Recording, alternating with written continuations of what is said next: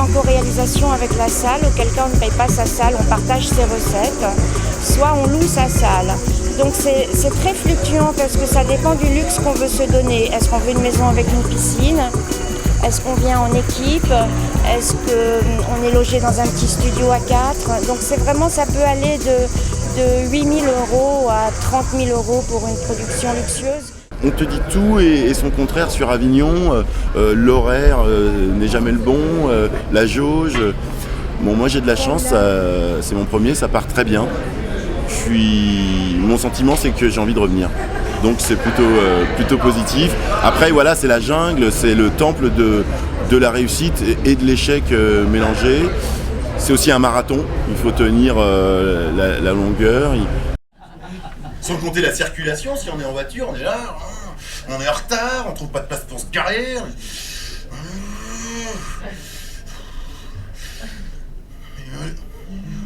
Mais allez, mais bouge ta caisse, connard! Mais parce que je vais au spectacle! Au spectacle comique! Pour me détendre!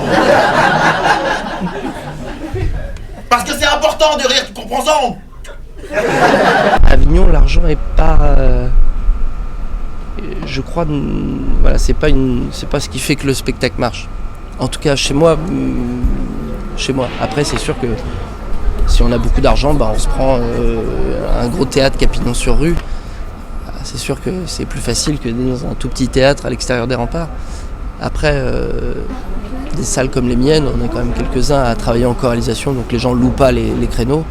Après, l'investissement est le même, et il est relativement faible par rapport à ce que coûte une vraie production de théâtre. Donc je crois que c'est... je pense qu'au contraire, c'est un vrai tremplin à Avignon pour les petites productions.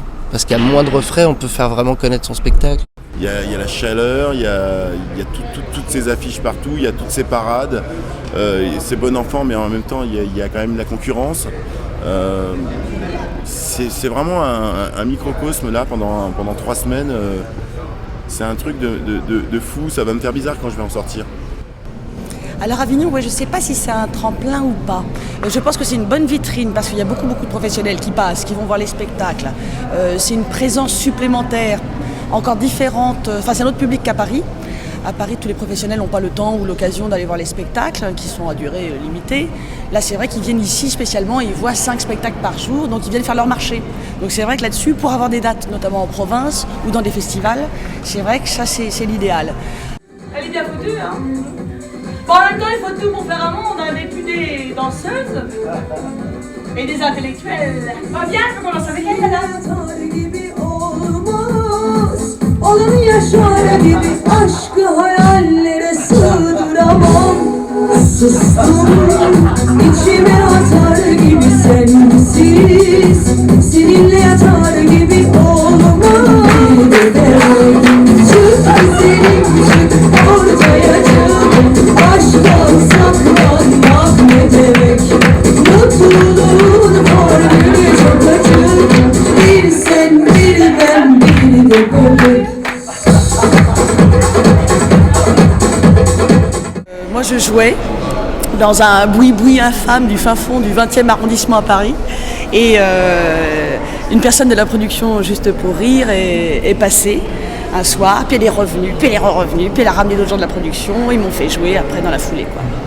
Voilà. J'ai eu vachement de chance, quand même. Le métier de producteur, c'est une passion, certes, mais c'est un métier. C'est d'abord un métier. C'est se mettre à la disposition du spectacle, des artistes. C'est le grand patron. C'est le monsieur qui met les sous et qui prend la décision. Tout balayer, faut tout nettoyer, tout frotter. Tout nettoyer, tout frotter. Pour tout lustrer, faire briller. Pour tout lustrer, faire briller. J'aimerais mieux me reposer, mais tant sur le canapé. J'aimerais mieux me reposer, mais tant sur le canapé.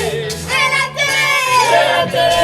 Au départ, c'était une idée comme ça, on répétait dans notre salon, c'était un peu familial. Et ça a pris une ampleur énorme au bout d'un moment. Donc ça a commencé à grandir, à attirer beaucoup de monde. Et puis ensuite, on avait 1 année et demie de programmation qui était pleine rien que par le bouche à oreille. Et donc on a décidé de pousser l'aventure hors des frontières et de venir pour la première fois en France au Festival d'Avignon l'année dernière. Moi je pense qu'à Avignon tout est possible. Alors ouais, moi ça a été hyper positif parce que les parades, ça s'est super bien passé. Au sein de la troupe aussi, on est 12 personnes à vivre les uns sur les autres pendant un mois. Mais non, c'était des parties de rigolade tout le temps. Le 3e jour, on était complet. Donc, et après, on était complet toute la semaine. Donc pour nous, c'était un rêve.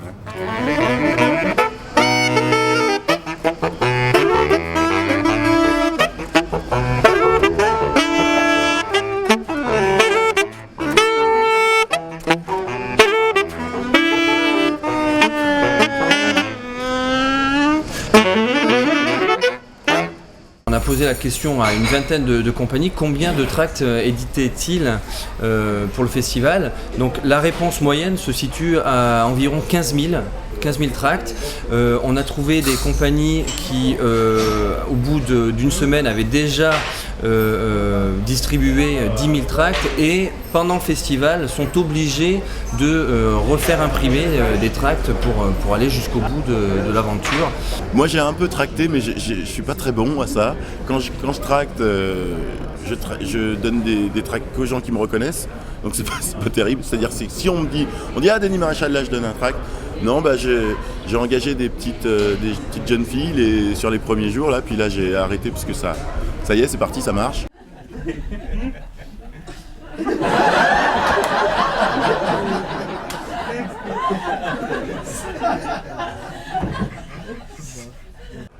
Et puis pour l'affichage, il faut faire appel à des gens d'ici, du coin, voilà, qui prennent des affiches, qui les collent sur des cartons, qui les attachent, vous connaissez. Voilà. Arrête, je suis en direct. Ça coûte beaucoup d'argent, parce qu'on a un problème, des gens comme nous. On est des vrais producteurs. Donc les artistes sont payés, logés, nourris, marketés, publicités, enfin j'invente des mots qui n'existent pas. La production prend en charge certaines contraintes techniques comme l'affichage, une partie du tractage, la logistique, enfin les différents détails un peu pas très intéressants si on veut se consacrer à jouer, etc. Ils ont amené le régisseur aussi. Donc voilà, moi j'ai quand même à tracter parce que sur Avignon, les artistes tractent, c'est la règle du jeu, on va dire, même si c'est pas ce que je préfère. Hein. Je préfère boire des coups en terrasse. Mais bon, je sais pas si j'aurai des spectateurs, mais j'espère que je trouverai un financé. Super, vous voyez ce que je viens de faire. La femme sandwich. Je crois qu'un spectacle très bon à Avignon, vu que les gens vraiment viennent et recherchent le petit bijou, le spectacle. Je sais que tout le monde se parle, les programmateurs se parlent, les spectateurs se parlent. Donc je crois qu'un spectacle de très bonne qualité reste assez rarement, il y a des exceptions, mais reste assez rarement inaperçu. Donc je pense qu'à Avignon, les chances sont à peu près les mêmes. La communication est à peu près la même. Je veux dire, tout le monde fait des affiches, tout le monde se fait chier à monter sur des échelles. Voilà, et personne prend des colonnes Maurice, des 4x3, des pubs dans le Vaucluse qui coûtent des milliards d'euros. Donc à Avignon, l'argent n'est pas... je crois... Voilà, c'est pas ce qui fait que le spectacle marche. En tout cas.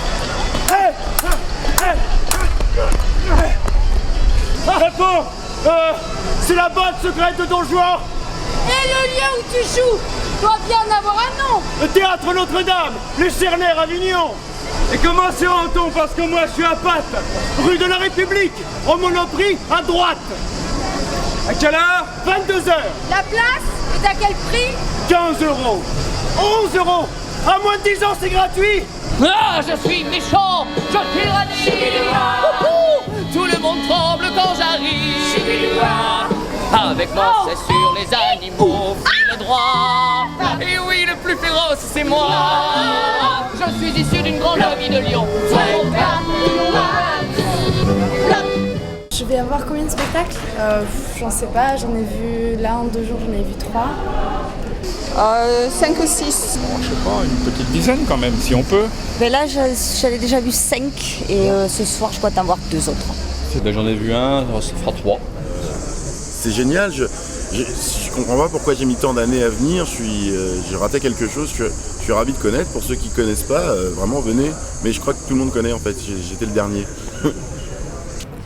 Je trouve que c'est une super expérience. Comme ça, j'ai plutôt l'habitude de faire des scènes où c'est assez froid et justement, au contraire ici, il y a une super ambiance, ne serait-ce qu'entre nous, entre les troupes, dans la rue, enfin, les gens sont super ouverts. Et c'est vrai que de sortir, ne serait-ce qu'avec un masque, c'est énormément de sourires, d'enfants heureux et ça c'est génial comme expérience. Et si ce soir on se donnait tous la main, et si on s'offrait cette chance d'apprécier toutes nos différences, et si on changeait nos destins, et si ce soir on ouvrait tout dans nos cœurs pour amener ce monde en couleur, pour aimer à sa juste valeur, si on partageait ce bonheur, car nous avons tous en nous assez d'amour pour en profiter, bien le partager. Tous nos espoirs enfin s'envolent au grand jour, comme un vent fermé, ils vont tout changer.